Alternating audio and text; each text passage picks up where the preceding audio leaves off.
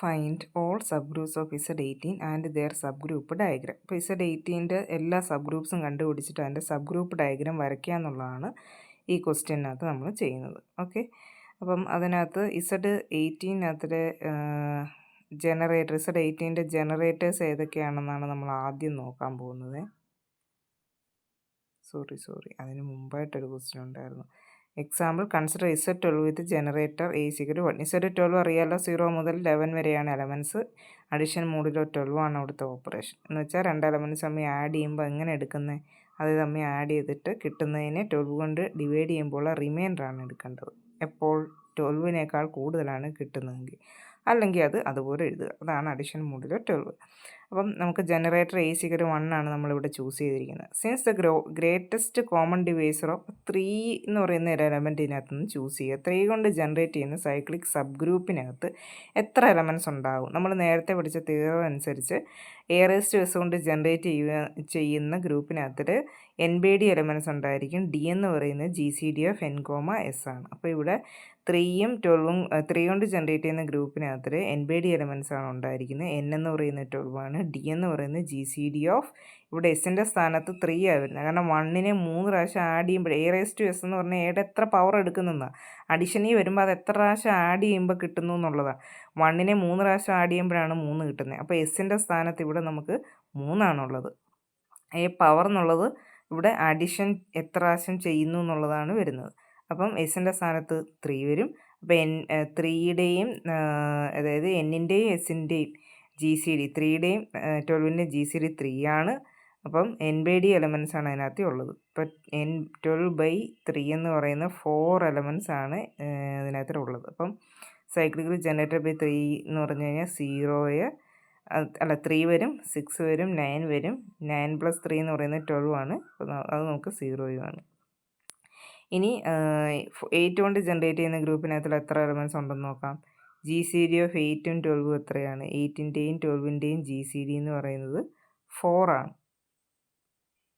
അപ്പം n/d എന്ന് പറയുന്നത് 12/4 3 എലമെൻറ്റ്സ് ഉണ്ടായിരിക്കും. അപ്പോൾ 8ൻ്റെ ഗ്രൂപ്പിനകത്തിൽ 8 ഉണ്ട്. 8ഉം 16 എന്ന് പറഞ്ഞാൽ ഇവിടെ 4 ആണ്.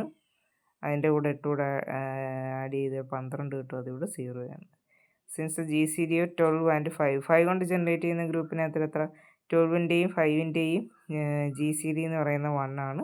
5 generates A sub group of n/d. അപ്പം 12/1. അപ്പം 12 എലമെൻറ്റ്സ് ഉണ്ടായിരിക്കും 5 കൊണ്ട് ജനറേറ്റ് ചെയ്യുന്ന സബ് ഗ്രൂപ്പിനകത്ത്. അപ്പോൾ 5 കൊണ്ട് നമുക്ക് Z12നെ തന്നെ ജനറേറ്റ് ചെയ്യാനായിട്ട് പറ്റും. അടുത്ത corollary, if A is a generator of a finite cyclic group G of order n, then the other generators of G are the elements of the form A⁻R where R is relatively prime to n.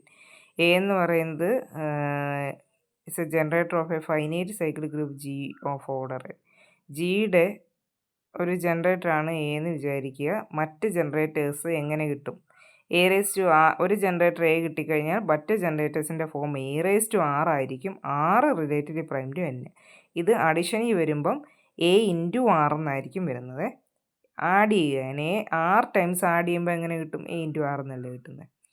To find all subgroups of Z18 and their subgroup diagram. ഇത് use ചെയ്തിട്ടുള്ളൊരു ക്വസ്റ്റ്യനാണ്. അപ്പം Z18ൻ്റെ subgroups എല്ലാം കണ്ടുപിടിക്കണം. All subgroups are cyclic. Subgroups Z18 cyclic ആണ്, അതുകൊണ്ട് തന്നെ അതിൻ്റെ സബ് ഗ്രൂപ്പ്സ് എല്ലാം സൈക്ലിക് ആണ്.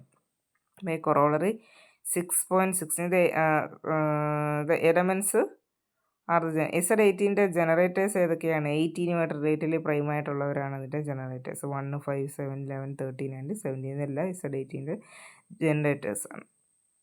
ഓക്കെ, ഇനി മറ്റുള്ള എലമെൻറ്റ്സ് കൊണ്ട് ജനറേറ്റ് ചെയ്യുന്ന ഗ്രൂപ്പുകൾ ഏതൊക്കെയെന്ന് നോക്കാം. ഇനി 2 എടുത്തു കഴിഞ്ഞാൽ 2 കൊണ്ടുള്ളതെല്ലാം നമ്മൾ എഴുതി.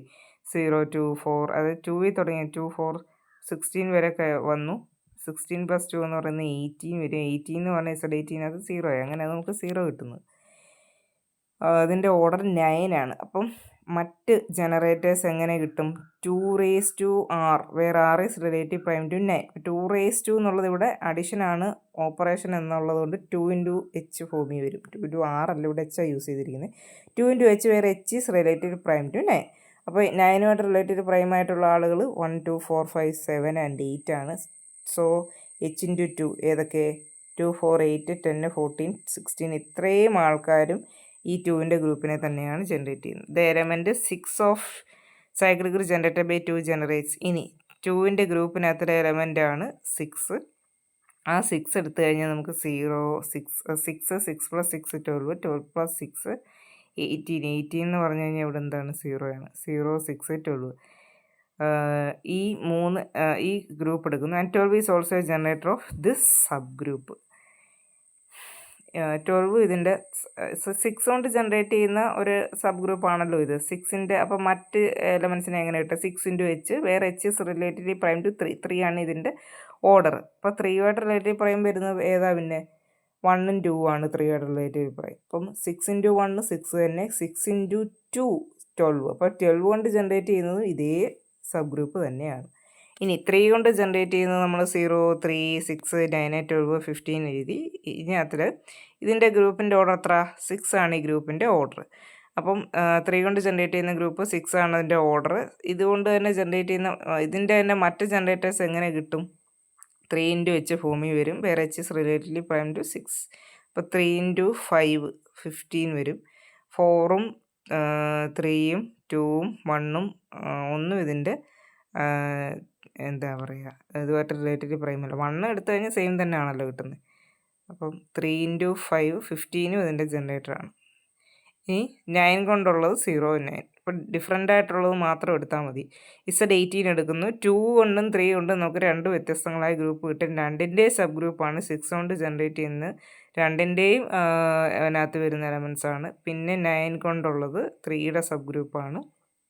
പിന്നെ 6ൻ്റെയും 9ൻ്റെയും സബ് ഗ്രൂപ്പ് 0 വരുന്നത്. ഓക്കെ, ഇത്രയാണത്. ഈ ഗ്രൂപ്പ്സ് ഓഫ് പെർമ്യൂട്ടേഷൻ്റെ കുറച്ച് ഭാഗങ്ങൾ കൂടെ മാത്രമേ എനിക്കുള്ളൂ. ബാക്കി ഭാഗം എന്ന് പറഞ്ഞു കഴിഞ്ഞാൽ അപർണ ടീച്ചറിൻ്റെ പോർഷനാണ്. അത് ഞാനും അങ്ങ് എടുത്ത് തരികയാണേ.